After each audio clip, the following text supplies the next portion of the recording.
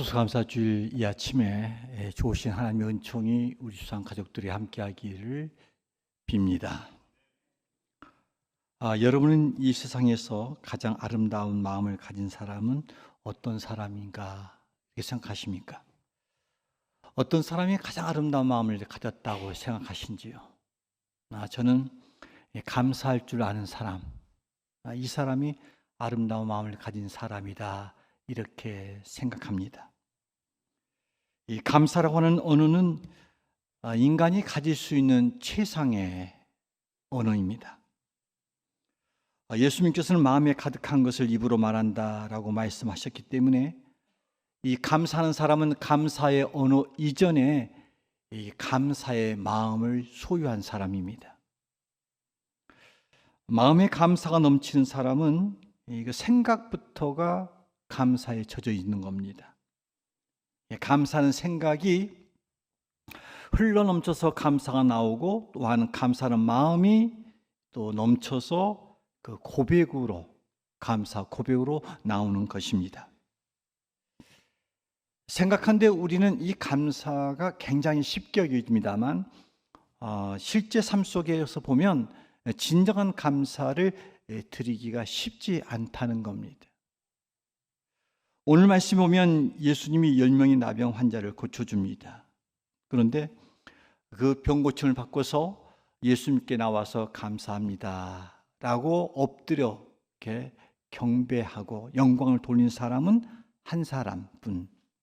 그러니까 10명 가운데 한 사람 정도만 감사하는 것이 이 시대에 살고 있는 우리의 형편입니다. 그만큼 우리 마음속에는 어떤 것에 대한 감사가 충만히 흘러가고 있지 않다.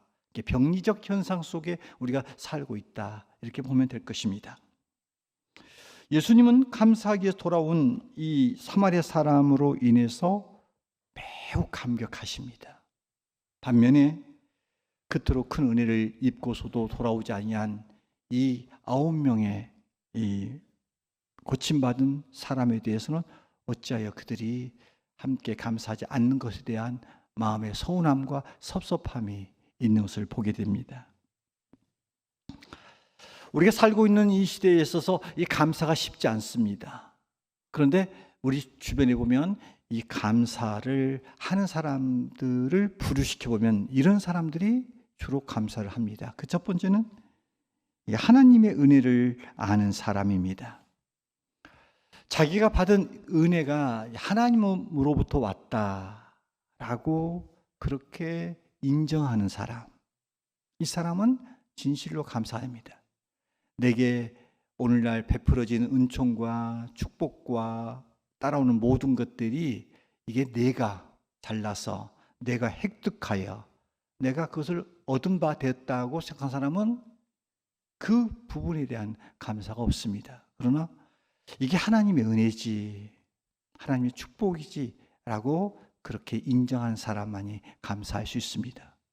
또한 이 감사는 인격적으로 성숙한 사람이 합니다.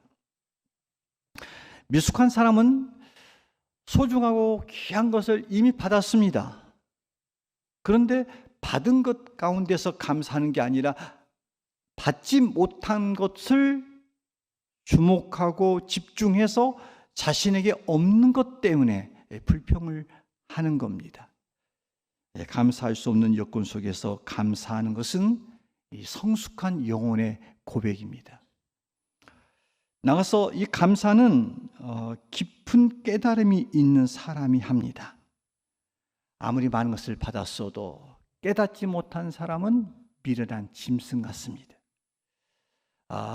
그러나 지극히 작은 것을 받았어도 이게 깨달음이 있는 사람은 그것에 대해서 감사합니다. 감사는 이 소유의 넉넉함이 있지 않습니다. 환경과 조건이 있지 않습니다. 감사는 깊은 깨달음에서 오는 겁니다. 나가서 감사는 이 믿음의 눈을 가진 사람이 할 수 있습니다. 성경 로마서 8장 28절에서는 이렇게 우리에게 말씀하였습니다. 우리가 알거니와 하나님을 사랑하는 자 그 뜻대로 부르심을 입은 자들에게는 모든 것이 합력하여 선을 이룬다. 이렇게 말씀하고 있습니다. 그러니까 우리의 삶 속에 일어나는 모든 사건, 문제, 이것들은 결국 하나님이 합력하여 선을 이루시는 오묘한 섭리로 이게 진행되고 있다는 겁니다. 그것을 제대로 알고 이해하고 수용할 때 믿음의 눈으로 이것을 해석할 때 비로소 우리는 이 범사에 감사할 수가 있다는 겁니다. 나가서 감사는 이 성령 충만한 사람이 할 수 있습니다. 우리 영혼이 우리 주님께 깊은 뿌리를 내리고 있고 성령으로 충만하고 은혜가 충만하고 말씀이 충만하고 내 영혼이 정말 하나님의 은혜 물결 속에서 텀벙 들어가서 이렇게 있을 때 우리 안에 흘러 넘치는 것이 감사라는 겁니다. 이처럼 감사는 하나님의 은혜를 알고 또 인격 성숙하고 깊은 깨달음이 있고 그리고 믿음의 눈을 소유하고 성령 충만한 사람이 할 수 있는 겁니다. 여러분 여기에 해당되시죠? 할렐루야. 예. 우리가 감사에 있어서 한 가지 반드시 알아야 될 것이 있습니다. 이 감사는 반드시 표현되어야 한다. 합시다. 감사는 반드시 표현되어야 된다. 표현되어야 한다. 여러분, 감사는 마음에 품고 있는 것으로만 감사가 완성도가 되는 것은 아닙니다. 하나님은 감사를 표현한 사람을 이렇게 좋아하십니다. 그리고 우리가 이 감사를 하면은 이 감사의 영향력, 능력은 굉장히 강합니다. 이 부분에 있어서 시편 50편 23절에서는 이렇게 말씀하고 있죠. 감사로 제사를 드리는 자가 하나님을 영화롭게 하는 거다. 그리고 이 감사를 옳게 하는 자에게 하나님은 구원을 보이리다. 이렇게 약속하고 있습니다. 그러니까 받은 은혜에 감사하는 것이 곧 하나님께 영광을 돌리는 일이라는 겁니다. 우리가 하나님 감사합니다 이렇게 말하는 것이 단순히 심정적인 고백이 아니라 하나님을 영화롭게 영광스럽게 하는 거라는 겁니다. 나가서 이 하나님께 이렇게 깊은 감사, 뜻있는 감사하는 자에게 베푸신 하나님의 더 다른 축복은 뭐냐면 구원이 임한다는 겁니다. 그러니까 우리 안에서 믿음이 있다라고 하는 것은 그 믿음은 곧 감사로서 표현되는 겁니다. 믿음의 최고봉은 감사로 나타나는 겁니다. 오늘 말씀에서 나병에서 고침받은 이 사마리아 이 사람이 육신의 치료를 받고 난 다음에 우리 주님께 찾아와서 이렇게 감사를 하잖아요. 여기에 주님이 베푸신 덕이 하나 더 있습니다. 은총이 하나 더 있었죠. 그게 뭡니까? 그의 영혼마저도 구원을 받게 됐다는 겁니다. 이 말씀이 18절 19절에 나와 있죠. 우리 함께 읽습니다. 시작. 이 이방인 외에는 하나님께 영광을 돌리러 돌아온 자가 없느냐 하시고 그에게 이르시되 일어나 가라 내 믿음이 너를 구원하였느니라 하시더라. 여러분 감사라고 하는 것은 결국 비로소 우리가 감사를 표현할 때 이게 진정한 감사가 될 수 있으므로 우리는 이렇게 받았을 때 우리는 받았을 때 받은 것을 받았다라고 고백해야 됩니다. 그리고 그것을 인정해야 됩니다. 그리고 고마워해야 됩니다. 이게 바로 감사의 표현의 하나의 방식입니다. 우리 인생에서 중요한 것 가운데 하나는 이 표현의 능력입니다. 우리는 대부분이 살아가면서 이 사소한 것 때문에 감격하고 때로는 사소한 것 때문에 우리가 마음이 이렇게 상처를 받고 실망을 하기도 합니다. 그런데 여러분, 우리가 받은 것을 받았다. 그리고 고맙다. 감사하다고 이 표현은 지극히 사소한 것입니다. 그러기에 이 사소한 것인 감사는 우리가 꼭 표현해야 됩니다. 우리가 그러면 이 감사를 어떻게 표현해야 할 것인가? 이 부분에서 그 첫 번째의 표현 방법은 이게 언어로 표현하는 겁니다. 말로.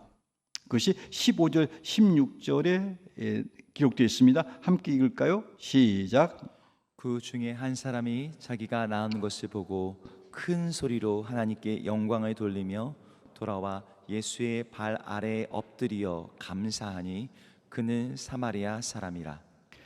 나병에서 고침받은 이 사마리아 사람은 이 주님 앞에 나와서 큰 소리로 하나님께 영광을 돌렸다 이렇게 말합니다. 그리고 엎드려 감사했다라고 말합니다. 그러니까 그의 입술은 하나님께 영광을, 그의 몸은 굽혀 감사.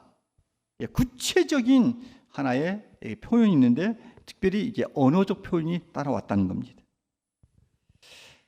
그러니까 우리가 살아가면서 이 감사의 표현 방식은 굉장히 사소한 것처럼 보이지만 아주 작은 것에서부터 시작됩니다. 진심 어린 마음을 가지고 우리는 감사를 이렇게 말로 표현해야 된다는 것입니다. 한번 따라해 볼까요? 하나님 감사합니다. 하나님 감사합니다. 하나님의 은혜에 감사합니다. 하나님 은혜에 감사합니다. 하나님의 사랑에 감사합니다. 하나님의 사랑에 감사합니다. 하나님의 채워주심에 감사합니다. 하나님의 채워주심에 감사합니다. 하나님의 돌보심에 감사합니다. 하나님의 돌보심에 감사합니다. 기도에 응답해 주셔서 감사합니다. 기도에 응답해 주셔서 감사합니다. 오늘날까지 내 생명을 지켜주심을 감사합니다. 오늘날까지 내 생명을 지켜주심을 감사합니다. 여러분, 입술로 감사하는 것은 어려운 일이 아닙니다. 입술의 감사는 감사의 생각과 감사의 마음만 가지고 있으면 그게 가능합니다. 그러므로 우리는 언어적 표현으로 이 감사를 늘 표현해야 됩니다. 따라서 우리는 돈이 들어가지 않는, 그렇지만은 고마움을 베푼 사람에게 충분히 기쁨을 드릴 수 있는 그러한 표현인 진심 어린 마음을 가지고 말로 우리가 표현할 줄 아는 그런 일들이 여러분의 가정사 안에서, 직장 안에서, 주변의 삶에서 이루어지기를 주의 이름으로 축원합니다. 아멘. 감사의 표현법 가운데 하나가 뭐냐면 이것은 예배로서 표현할 수 있습니다.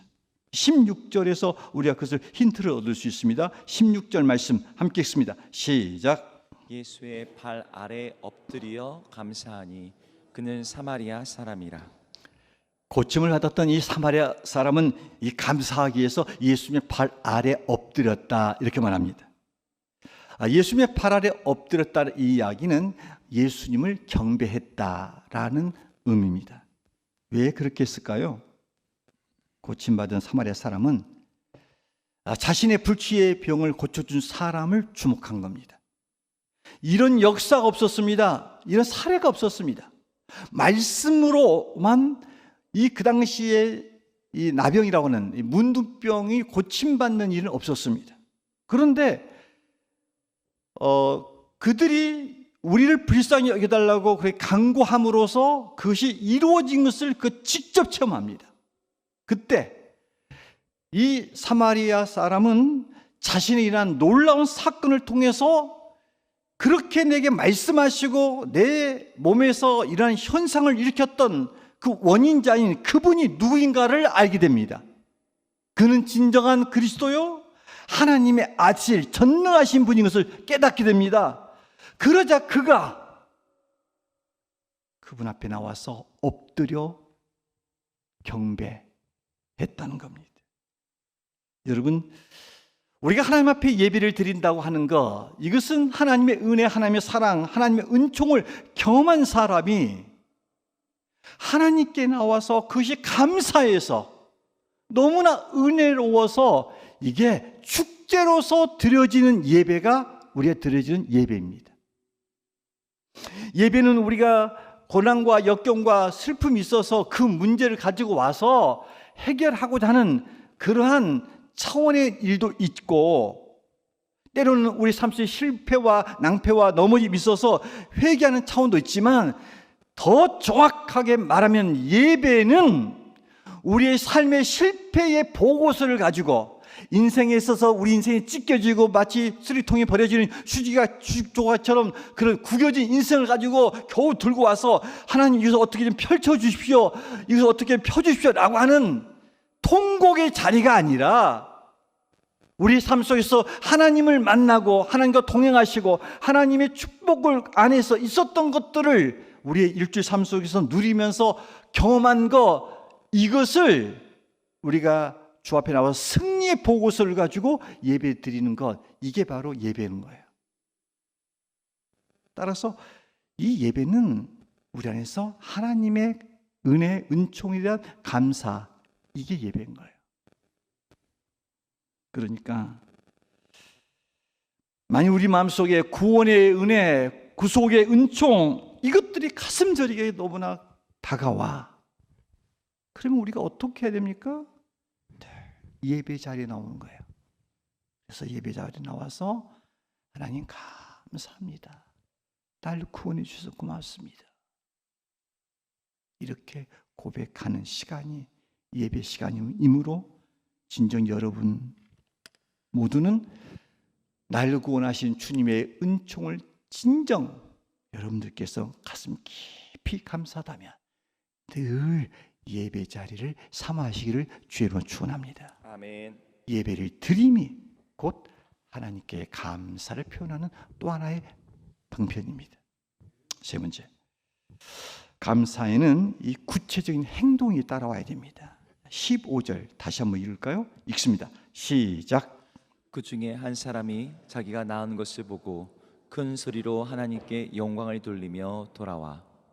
여러분, 당시 나병 환자는 보통 이 문둥병자들은 이게 전염이라고 하는 것을 우려해서 격리 수용했습니다. 그러다 보니까 이 나병이 한센병이 걸리면 어떻습니까? 가족이나 친구나 부모나 사랑하는 사람이나 지인들로부터 격리되어야, 그러니까 정상적인 사회인으로서 살 수가 없는 거예요.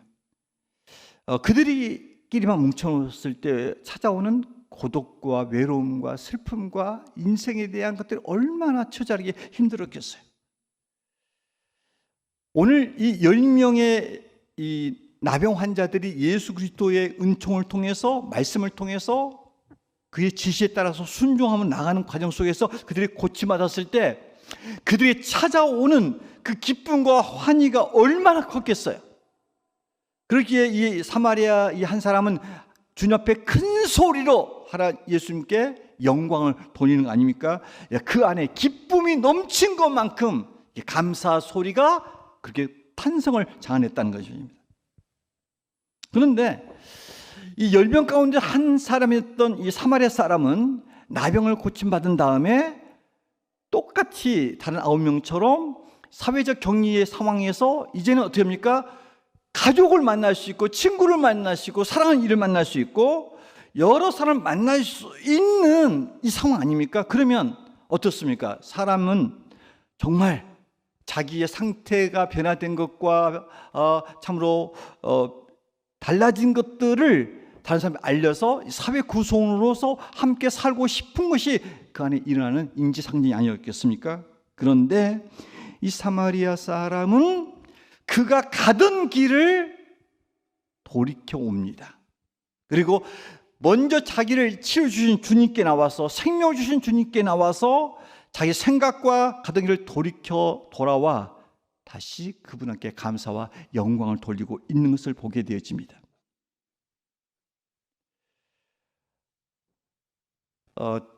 이 사마리아 사람을 통해서 우리가 감사의 하나의 표현 가운데 하나는 뭐냐면 돌아오는 겁니다. 내 생각과 내 방향에서, 내 주관적인 생각에서 돌아와 주님께로 나오는 겁니다. 그러니까 구체적인 그에게는 행동의 변화가 있었던 거예요. 익숙히 가던 것에서 멈추고 새로운 터닝포인트를 전환점으로 왔다는 거예요. 따라서 여러분, 우리 안에서 진정한 감사가 이렇게 있을 때는 어느 때는 우리가 말로만으로도 감사가 충분히 전달 때가 있습니다. 우리가 말하지 않아도 마음으로만으로도 감사가 또한 전달될 수 있습니다. 그러나 어떤 경우는 말과 마음이 아니라 좀 더 나아진 또 다른 차원에서 구체적인 행동으로 감사가 표현되어야 될 때가 있습니다. 성경에 보면 옥합을 깨뜨린 여인이 나옵니다. 이 여인은 주님의 사랑과 은총을 통해서 자기의 인생이 변화되었습니다. 그때 그는 이 감사의 표현으로 어떤 행동을 취하냐면, 그가 시집갈 때 지참할 물건으로 수년 동안 모았던, 애지중지 아껴왔던 자기의 소중한 옥합을 깨뜨려 주님께 부었던 겁니다. 그러니까 자기 인생을 변화시켜 준 주님을 향해서 이 여인은 옥합을 깨뜨려서 주님을 사랑하는 것을 구체적으로 행동으로 보였던 겁니다. 여러분, 이 감사가 구체적인 행동이 따라와야 된다라고 하는 것은 인간 삶에서도 우리가 경험하는 바입니다. 인간관계 속에서도 이 감사를 우리가 표현할 때 보면 뭔가가 뒤따라오는 것들이 있을 때가 있습니다.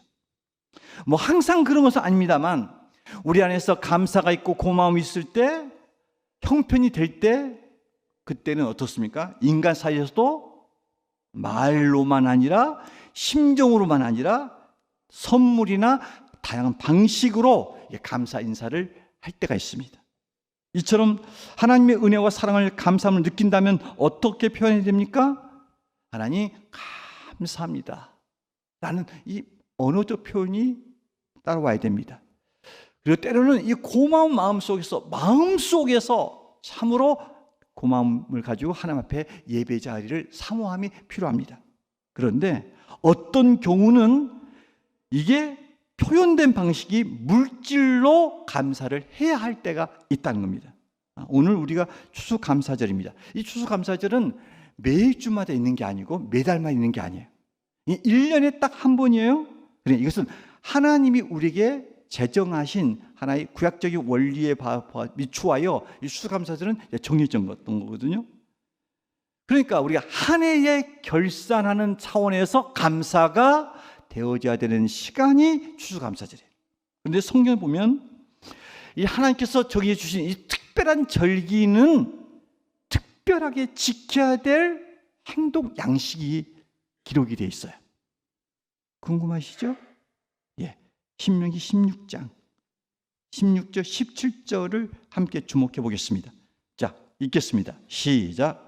너희 가운데 모든 남자는 1년에 3번 곧 무교절과 칠실절과 초막절에 내 하나님 여호와께서 택하신 곳에서 여호와를 배웁되 빈손으로 여호와를 배웁지 말고 각 사람이 내 하나님 여호와께서 주신 복을 따라 그 힘대로 드릴지니라.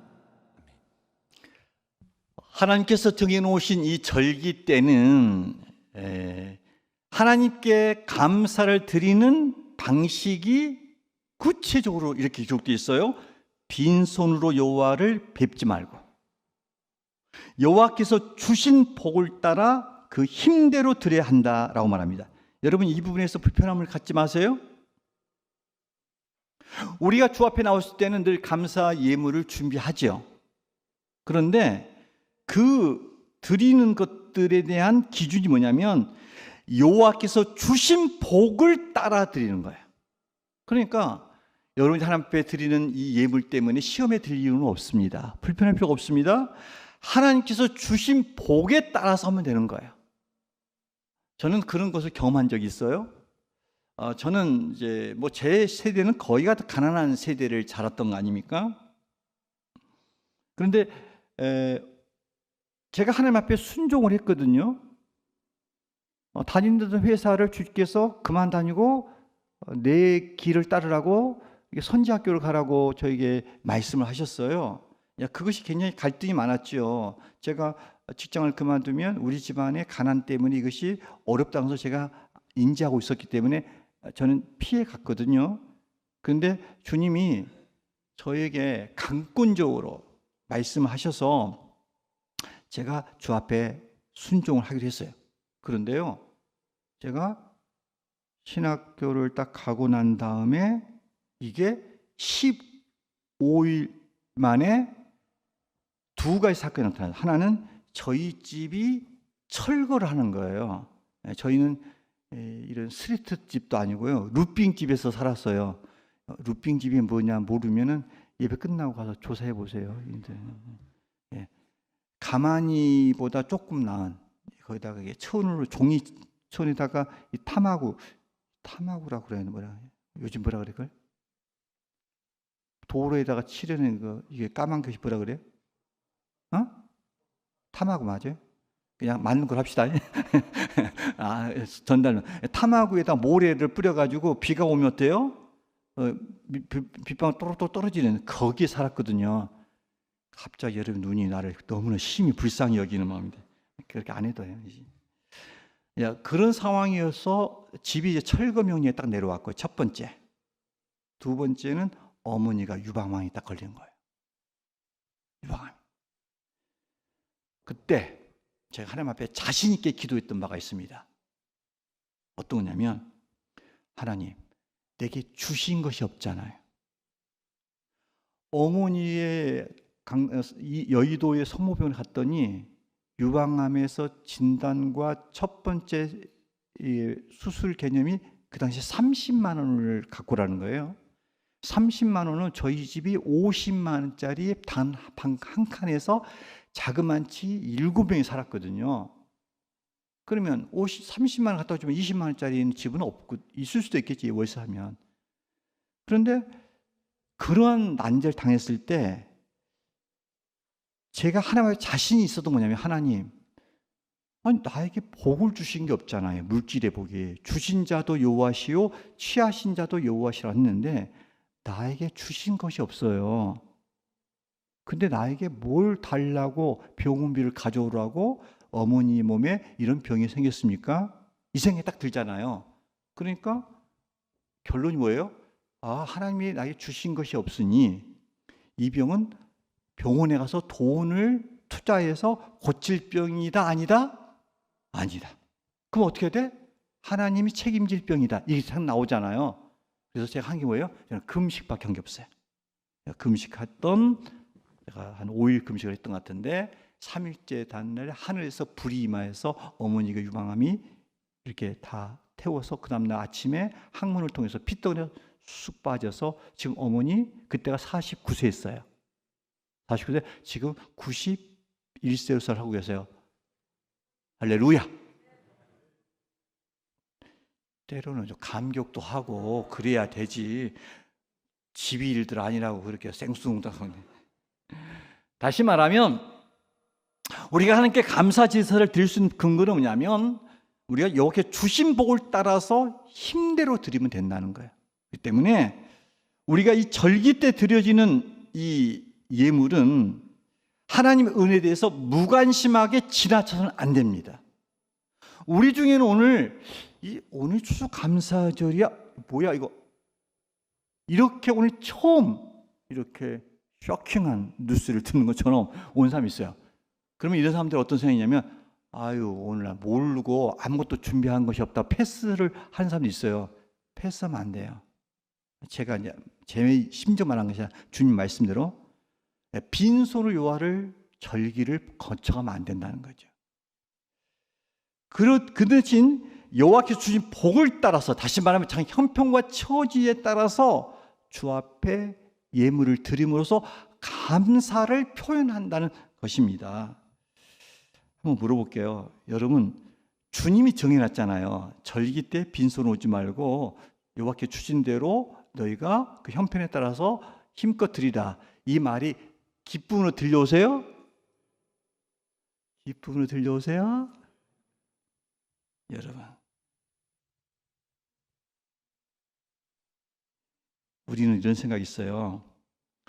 하나님 앞에 드리는 예물에 대해서 하나님이 우리 것을 자꾸 빼앗아 간다는 생각이 있어요. 주 앞에 드림이 하나님께서 우리한테 자꾸만 뭘 요구해서 우리를 힘들게 한다는 생각이 있어요. 그러나 여러분 하나님은 영이십니다. 하나님은요 무에서 유를 창조하신 분이고 금도 은도 내 것이라고 했어요. 여러분 하나님이 우리의 수중에 있는 돈을 탐닉해서 우리를 빼앗고자 해서 그렇게 말씀하고 있는 걸까요? 아니죠. 하나님은 우리가 드려지는 것들, 우리가 받은 것 안에서 힘껏 드리는 것들을 받으실 뿐 아니라 이것을 우리의 삶에 있어서 축복의 씨앗으로 사용하시고자 함인 줄 믿으시길 바랍니다. 특별히 우리는 잃어버린 감사를, 절기를 정해놓고 그걸 더 기억하게 하는 거예요. 그 절기의 의미를 부여하여서 우리로 하여금 과거적 역사를 기억해서 계속적으로 하나님 앞에 나오도록 하나님이 이렇게 촉구하고 있어서 이 절기를 정해주시고, 그때마다 늘 우리가 청지기 정신을 가지고 하나님 앞에 나오도록 우리를 회복하고자 하는 의도에서 절기를 만드셨고, 또한 우리에게 이렇게 예물을 드리는 방식으로 감사를 표현하라고 말씀하고 있는 거예요. 여러분 기억하셔야 됩니다. 이 감사라고 하는 것은 감사를 낳습니다. 그런데 불평은 불평을 낳습니다. 감사는 더 축복을 가져온 줄로 믿습니다. 여러분, 저는 생각해 보니까 감사라고 하는 것은 이 펌프에 붓는 마중물 같다 하는 생각을 가져봤습니다. 제가 살고 있는 시대 때 이 어렸을 때 보면 시골마다 이 동네 어귀에 보면 샘터가 하나 있어요. 두 가지가 있죠. 하나는 두레박으로 이렇게 물 퍼내는 우물 샘터가 있고요. 또 하나는 뭡니까? 작두 펌프를 이렇게 세워놓는 곳이 있어요. 이 작두 펌프라고 하는 이 펌프하는 이 물을 이렇게 빼내는 그 기구는 이게 펌프질 않으면 그 물이 찼던 것이 시간이 흘러가면 어떻게 하면 지하로 쑥 빠져버려요. 그러면 물을 기르러 갈 때 꼭 어떻게 됩니까? 그 양동이에 밖에서는 말하면 안 되지. 양동이에 집에서 뭡니까? 최소한 바가지다 한 두세 바가지 물을 떠가지고 가야 돼요. 가서 작두에 물이 없으면 그 펌프질 하면요, 그게 물이 안 올라가요. 그런데 어떻게 합니까? 집에서 이거 내가 길러왔던 거예요. 옛날에 힘들어서 그 기르는 것을 생각 같으면 쏟아 부어 버리는 것처럼 느껴지잖아요. 한 바가지, 두 바가지, 열심히 푹푹푹 하면 어떻습니까? 이게 물이 밑으로 내려가서 그 마중물 때문에 물이 내려가 그 밑에 있는 생수를 함께 끌어서 콸콸 솟도록 만들어주는 거예요. 그러니까 우리가 하나님 앞에 드려지는 이런 물질이라고 하는 것은 뭐냐면 하나님의 축복을 끌어오는 데 있어서 마치 감사의 물바가지와 같은 거예요. 그래서 축복의 흥수가 콸콸 쏟아지도록 하나님이 우리에게 그러한 방편을 알려주는 겁니다. 따라서 여러분 한 해를 돌아보면서 여러분이 정말 지금까지 하나님의 인도와 축복 가운데 살아왔다고 믿으십니까? 여러분의 이 건강과 생명을 여기까지 하나님께서 지켜줬다고 믿습니까? 아멘. 하나님께 여러분의 자녀들을 지금까지 돌봐주시고 또한 그들의 지혜와 총명을 주셨다고 믿고 있습니까? 여러분 직장 생활 지금까지 할 수 있도록 하나님이 인도하셨다고 믿습니까? 여러분 건강한 교회를 만나서 여러분이 말씀을 통해서 성장과 성숙을 할 수 있도록 하나님이 인도하셨다고 믿습니까? 그렇다면 그 받은 축복을 무엇으로 감사할까요? 여러분 마음속에 감사하는 마음을 가질 필요가 있습니다. 또한 뭡니까? 언어적으로 하나님 늘 감사합니다 표현할 수 있습니다. 그러나 이렇게 특별한 절기 이럴 때는 예물로 감사를 표현하는 겁니다. 이것이 하나님의 말씀입니다. 인생은 이 복을 받기 전보다 축복을 받은 이유가 더 중요합니다. 우리가 축복을 얻기 위해서, 복을 받기 위해서 우리가 성실로 식물로 삶아서 열심히 살아갑니다. 그런데 우리에게 막상 복이 와 있을 때 이걸 관리를 하지 잘못하면 이것 때문에 더 힘든 인생을 사는 것을 보게 되어집니다. 저는 바라기는 올 한 해 우리가 돌아봤을 때 정말 하나님께 감사하다는 생각이 든다면 여러분 하나님과 사람 앞에 감사합니다 이런 고백을 할 수 있기를 주의 이름으로 축원합니다. 나가서 하나님께 감사함이 있다면 이 감사한 마음을 가지고 늘 주 앞에 나와서 예배자의 삶을 살길 바랍니다. 아울러 때로는 마음과 말뿐 아니라 또 구체적인 행위, 표현을 통해서 받은 바 은혜들 형편대로 정성을 다한 예물을 주 앞에 드림으로 여러분 마음속에 하나님의 축복이 계속 이어지는 역사가 있기를 소망합니다. 오늘날 하나님은 감사하는 사람을 찾고 계십니다. 저는 우리 주상 모두가 다 하나님이 찾으시는 감사자가 되기를 주의 이름으로 축원합니다. 아멘.